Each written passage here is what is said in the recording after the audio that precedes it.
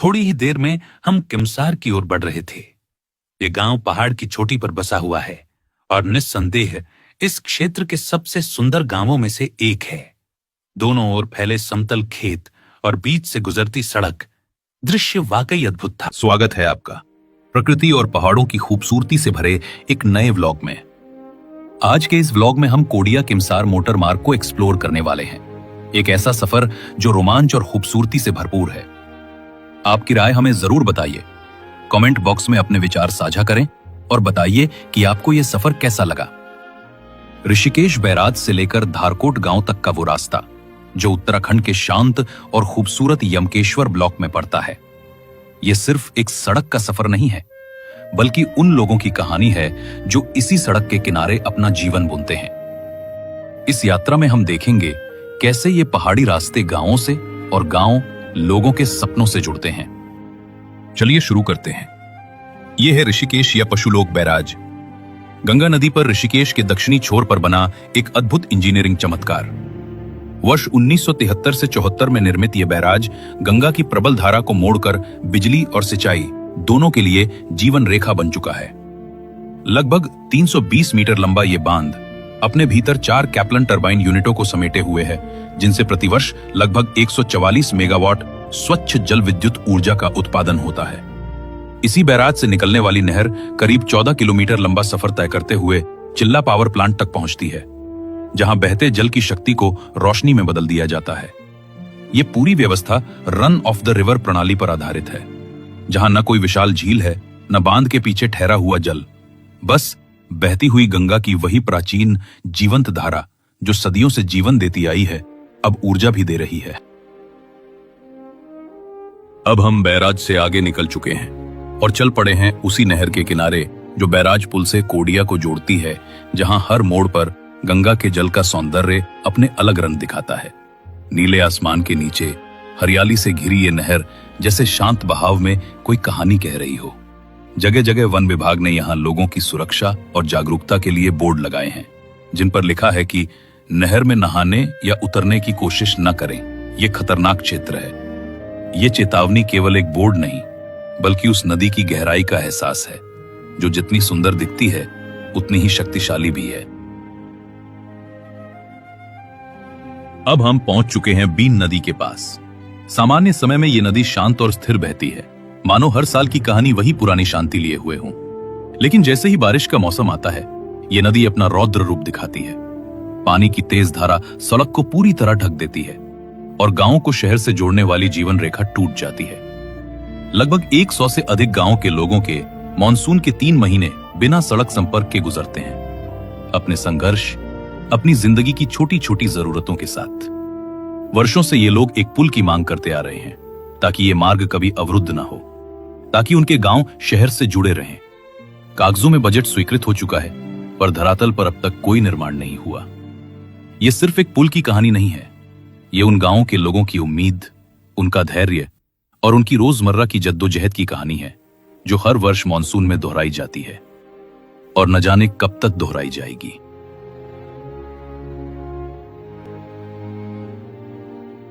यह है कोडिया, जिसे स्थानीय लोग गंगा भोगपुर भी कहते हैं। राजाजी नेशनल पार्क की हरियाली और पहाड़ियों के बीच बसा ये गांव 1962 में अस्तित्व में आया, जब कुछ परिवारों ने अपने पूर्वजों की भूमि के अनुरूप यहां बसने का साहसिक निर्णय लिया। आज भी यहां के लोग कृषि और पशुपालन के पारंपरिक तरीके अपनाते हैं और साथ ही नए रिजॉर्ट, योग केंद्र और पर्यटन गतिविधियों के माध्यम से आधुनिक जीवन शैली को भी अपनाते हैं। घने जंगल, बहती नहरें, शांत पहाड़, ये गांव अपने हर दृश्य में प्रकृति और संस्कृति का अद्भुत संगम पेश करता है। ये सिर्फ एक गांव नहीं, बल्कि संघर्ष, उम्मीद और प्रकृति के बीच संतुलन की कहानी है, जो हर मोड़ पर नई कहानी, नया अनुभव लेकर आती है। जैसे ही हम कोडिया को पार करते हैं, सामने दिखाई देती है एक जंगलत चौकी, जहां चौकस प्रहरी हर पल जंगल और इसके वन्य जीवों की सुरक्षा में लगे हैं। अब हम कदम रख चुके हैं राजाजी नेशनल पार्क में, उत्तराखंड का विशाल टाइगर रिजर्व पार्क, जहां हरे भरे जंगल और शांत पहाड़ियां लगभग 820 वर्ग किलोमीटर में फैली हुई हैं। ये सिर्फ जंगल नहीं, बल्कि जीवन की गहराई और विविधता का घर है। यहाँ आप देख सकते हैं हाथी, हिरण, तेंदुआ, लोमड़ी और अनगिनत जीव जो अपने प्राकृतिक आवास में स्वतंत्र और शांत जीवन जी रहे हैं। जैसे ही हम आगे बढ़ते हैं, हमें हाथियों का एक झुंड दिखाई दिया जो घने झाड़ियों में धीरे धीरे चलते हुए पत्तियां तोड़ रहे थे और चबाने में व्यस्त थे। उनका धीमा कदम और हल्की हल्की सरसराहट जंगल की सुकून भरी ध्वनि में मिश्रित हो रही थी। और जैसे ही हम और आगे बढ़े, हमें हिरणों का पूरा परिवार दिखाई दिया। छोटे बच्चे अपनी मां के पास रहते हुए शांति से घास चर रहे थे, जबकि बड़े हिरण अपने चारों ओर सावधानी से नजर रखते हुए जंगल की खूबसूरती में घुल रहे थे। उनका हर कदम और हर हल्की हिलचाल हमें इस जंगल की नाजुक संतुलन की याद दिला रही थी। हम ज्यादा देर वहीं रुक नहीं सकते थे, इसीलिए धीरे धीरे आगे बढ़े और थोड़ी ही दूरी पर सुअरों का झुंड अपनी मस्ती में व्यस्त था। पत्तियों और मिट्टी में खोजबीन करते हुए अपने जीवन के छोटे छोटे खेलों में मग्न थे। हाथियों की गरिमा, हिरणों की सुंदरता और सुअरों की मस्ती, ये सब मिलकर जंगल की जीवंतता, ऊर्जा और प्राकृतिक जादू को हमारे सामने जीवंत कर रहे थे। हर दृश्य हमें यह एहसास दिला रहा था कि यह सिर्फ जंगल नहीं, बल्कि जीवन और प्रकृति का अद्भुत संतुलन है। घने जंगल, बहती नहरें और शांत पहाड़, हर दृश्य, हर शोर और हर खिड़की हमें यह महसूस कराता है कि यहाँ प्रकृति और मानव जीवन का संतुलन कितना अद्भुत और नाजुक है। हर मोड़ पर एक नई कहानी, हर कदम पर एक नया अनुभव। यही है राजाजी नेशनल पार्क की असली जादुई दुनिया। इस सड़क पर चलते हुए हमें काफी समय लग गया। आप खुद देख सकते हैं, सड़क टूटी, गड्ढों और उबड़ खाबड़ मोड़ों से भरी, जो न सिर्फ सफर को मुश्किल बनाती है, बल्कि यहाँ के लोगों की रोजमर्रा की जिंदगी पर भी गहरा असर डालती है। ये सड़क दशकों पहले कागजों में बन चुकी थी। योजनाएं बनाई गईं, बजट पास हुआ और आशाएं जगाई गईं, पर जमीनी हकीकत ने अक्सर इन वादों को पीछे छोड़ दिया। कई बार फंड जारी हुआ, कई बार टेंडर निकले और हर बार काम अधूरा रह गया। चुनाव के समय इस सड़क पर नेताओं को आसानी से देखा जा सकता है। वोट के लिए आते हैं, कैमरों के सामने तस्वीरें लेते हैं, भाषण देते हैं, लेकिन जीतने के बाद अक्सर 5 साल तक सड़क पर कोई सुधार नहीं होता, कोई काम दिखाई नहीं देता। यहाँ के लोग सीधे सादे और भरोसेमंद हैं। वे हर बार उम्मीद करते हैं, हर बार वोट देते हैं और हर बार उन्हें लगता है कि उन्हें धोखा दिया गया। सवाल उठता है कि इन सब के लिए जिम्मेदार कौन है? क्या यह केवल सरकार की नीतियों और भ्रष्टाचार की कहानी है, या हमारी जागरूकता और स्थानीय प्रशासन की जवाबदेही की कमी भी इसका हिस्सा है? ये सिर्फ एक सड़क की कहानी नहीं है, ये उम्मीद, संघर्ष और विश्वासघात की कहानी है, जो हर बजट और हर वादे के नीचे दब कर रह जाती है। और फिर भी लोग चलते रहते हैं अपने गांवों से शहर तक आने जाने के लिए, क्योंकि यही सड़क उनके जीवन की धड़कन है, उनकी आशाएं, उनकी मजबूरी और उनका संघर्ष। जंगल के अंत में जहां रास्ता गांव की सीमा को छूता है, वहीं स्थित है लोहा सिद्ध देवता का मंदिर। कहा जाता है ये सड़क के रक्षक देवता हैं। हर गुजरने वाला यात्री यहां रुककर सिर झुकाता है, क्योंकि माना जाता है इनकी कृपा से यात्रा सुरक्षित और मंगलमय होती है। लोहे का यह प्रतीक सिर्फ धातु नहीं, बल्कि शक्ति और संरक्षण का प्रतीक है। यहाँ की हवा में एक अनकही शांति है, मानो खुद देवता इस राह की रक्षा कर रहे हों। ज्यों ही हम लोहे सिद्ध जी की पवित्र भूमि को पार करते हैं, सामने खुलता है एक शांत, हरियाली से आच्छादित गांव, जहां हवा में श्रद्धा की सुगंध घुली है और पर्वतों की नीरवता में भक्ति की ध्वनि गूंजती है। यहीं गांव की सीमा में प्रवेश करते ही एक भव्य मंदिर दिखाई देता है, हनुमान जी का दिव्य धाम, जिसे अपने कर कौशल और आस्था से वरिष्ठ पत्रकार मंजीत नेगी जी ने स्वयं निर्मित कराया है। देश के सीमांत क्षेत्रों से लेकर सियाचिन की बर्फीली चोटियों तक अपनी निडर रिपोर्टिंग के लिए प्रसिद्ध मंजीत नेगी जी ने अपने कर्म के साथ साथ अपनी श्रद्धा को भी अमर कर दिया है। उनकी यह रचना केवल एक मंदिर नहीं बल्कि उनकी जड़ों से जुड़े होने का प्रतीक है। यह संदेश देती है कि सच्ची ऊंचाई वही है जहां विनम्रता और आस्था साथ चले। यह मंदिर आज भी गांव की आत्मा की तरह धड़कता है, हर आगंतुक को याद दिलाते हुए कि भक्ति और कर्म जब मिलते हैं तो साधारण भूमि भी पवित्र हो जाती है। और अब हम पहुंचते हैं उस स्थान पर जहां शांति, सेवा और साधना एक साथ सांस लेती है। यह है जगत गुरु सेवा समिति आश्रम, जो प्रकृति की गोद में बसा एक ऐसा पवित्र स्थल है जहां कदम रखते ही मन की सारी बेचैनियां जैसे ठहर जाती हैं। खास बात यह है कि यही सड़क जो हमें आगे के जंगलों और पहाड़ियों की ओर ले जाती है, इसी आश्रम के बीचों बीच से होकर गुजरती है। यह आश्रम न सिर्फ आध्यात्मिक साधना का केंद्र है बल्कि समाज सेवा, शिक्षा और मानवता की भावना का भी जीवंत प्रतीक है। और शायद यही इस जगह की खूबसूरती है जहां विकास की डगर अध्यात्म की राह से होकर निकलती है। यहां ठहर कर एक एहसास होता है कि यह सफर केवल मंजिल तक पहुंचने का नहीं बल्कि अपने भीतर की शांति तक लौटने का भी है। धीरे धीरे हम ऊंचाई की ओर बढ़ रहे थे। रास्ता संकरा था, मोड़ तीखे थे, पर दिल में एक ही तड़प थी, उस शिखर तक पहुंचना जहां से पूरी घाटी अपने सौंदर्य का रहस्य खोलती है। हर मोड़ के साथ हवा थोड़ी ठंडी होती जा रही थी और मन उतना ही निर्मल। फिर जैसे ही हमने उस ऊंचे शिखर को छुआ, क्षण भर को हवा भी ठहर गई और सामने प्रकट हुआ जगत गुरु सेवा समिति आश्रम। शांति और सादगी से ओतप्रोत वह आश्रम मानो पर्वतों की गोद में कोई ध्यानस्थ ऋषि बैठा हो, जिसकी निस्तब्धता में भी भक्ति की गूंज सुनाई देती है। इस ऊंचाई से जब नजर क्षितिज की ओर जाती है तो हरिद्वार, ऋषिकेश और देहरादून की परछाइयां धुंध में ऐसे घुलती हैं जैसे किसी चित्रकार ने सपनों से कोई दृश्य रच दिया हो। हवा में गंगा तट की ठंडक घुली है, दूर कहीं मंदिर की घंटियों की धीमी गूंज और नीचे हरियाली की परतों में लिपटी घाटियां हो। यह दृश्य केवल आंखों से नहीं, आत्मा से देखा जाने वाला है। यहां खड़े होकर मन स्वतः मौन हो जाता है, जैसे समय ठहर गया हो और बस प्रकृति अपनी सबसे सुंदर रचना हमारे सामने प्रस्तुत कर रही हो।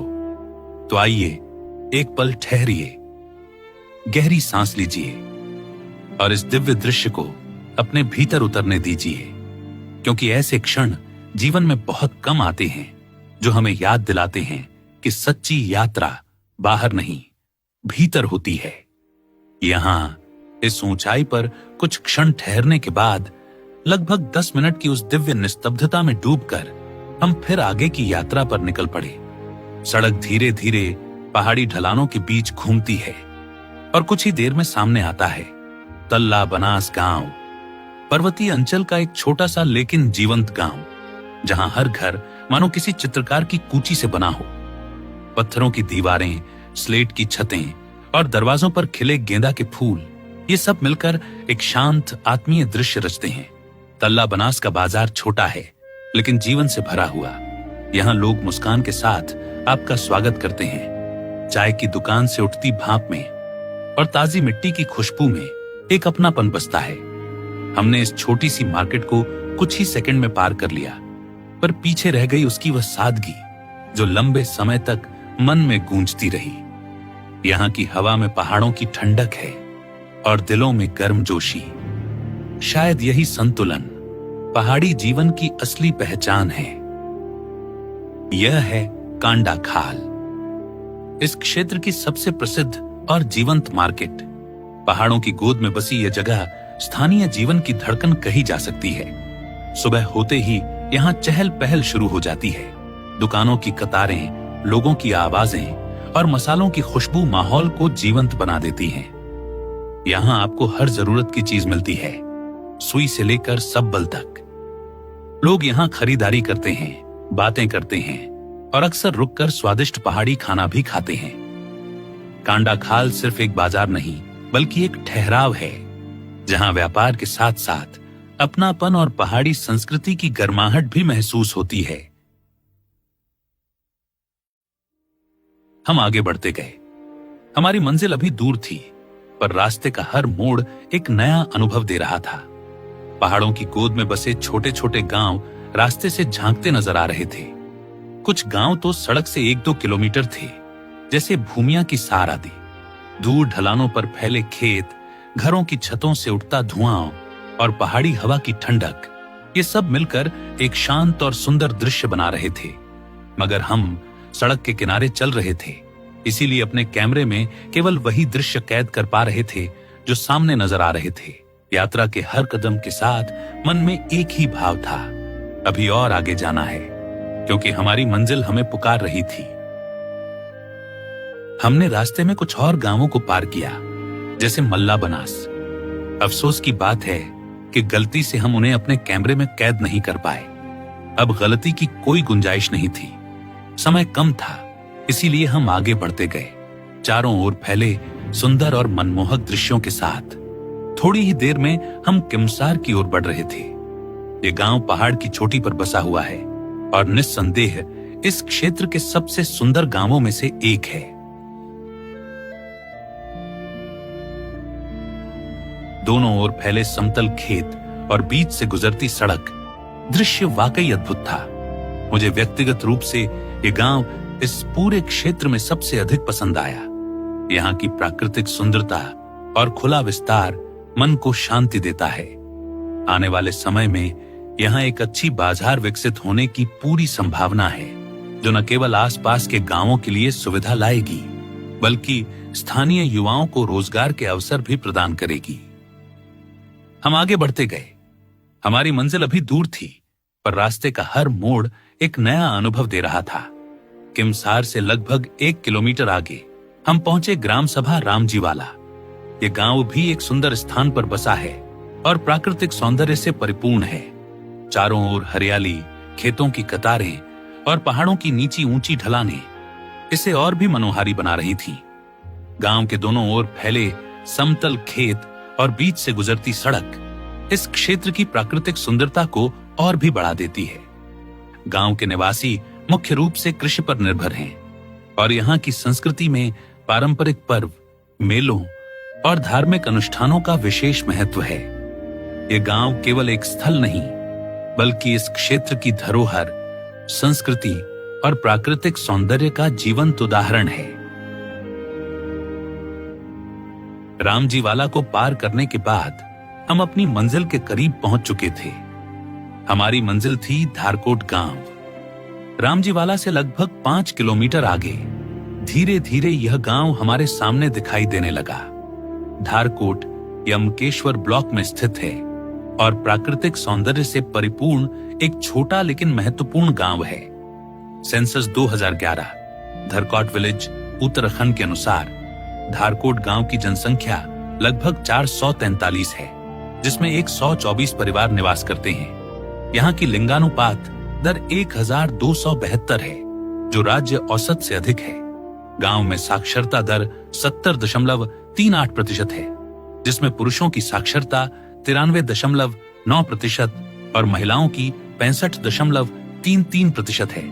धारकोट का इतिहास और सांस्कृतिक महत्व भी कम नहीं है। यहाँ की प्रमुख आजीविका कृषि है। धान, मक्का और गेहूं की खेती यहाँ के लोगों का मुख्य पेशा है। एक गांव में पारंपरिक पर्व, मेलों और धार्मिक अनुष्ठानों का विशेष महत्व है। छोटे छोटे मंदिर और धार्मिक स्थल स्थानीय लोगों के लिए आस्था और सांस्कृतिक पहचान के केंद्र हैं। गांव की हरियाली, खेतों की कतारें और पहाड़ी दृश्यों के बीच गुजरती सड़क इसे और भी मनोहारी बना देती है। धारकोट न केवल अपनी प्राकृतिक सुंदरता के लिए, बल्कि यहाँ के ग्रामीण जीवन और संस्कृति के लिए भी खास है। हमारा यह सफर ऋषिकेश बैराज से शुरू होकर कांडाखाल, किमसार, रामजीवाला और अंततः धारकोट तक का था।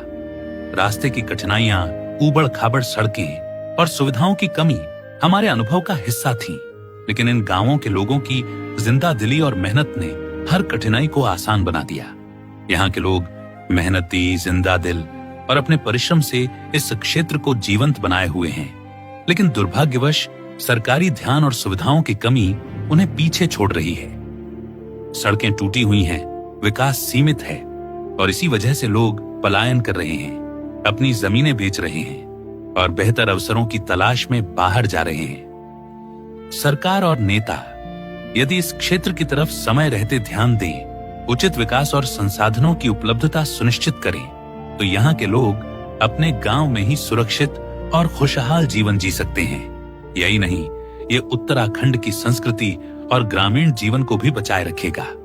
यात्रा का हर मोड़ हमें सिखाता है कि जीवन की सुंदरता सरल चीजों में छुपी होती है और यही सुंदरता, ये गांव हमेशा हमारे दिल में बसते रहेंगे। अब समय है कि हम केवल देखने वाले न रहें, बल्कि उन लोगों के लिए कदम बढ़ाएं जो इस धरती को अपना घर मानते हैं। अगर आपको यह यात्रा पसंद आई और आप उत्तराखंड के इन अद्भुत गांवों और उनके लोगों के बारे में और जानना चाहते हैं, तो हमारे फेसबुक पेज को लाइक करें और यूट्यूब चैनल को सब्सक्राइब करें। आपकी भागीदारी हमें और भी रोमांचक और सचित्र यात्रा अनुभव लाने के लिए प्रेरित करेगी।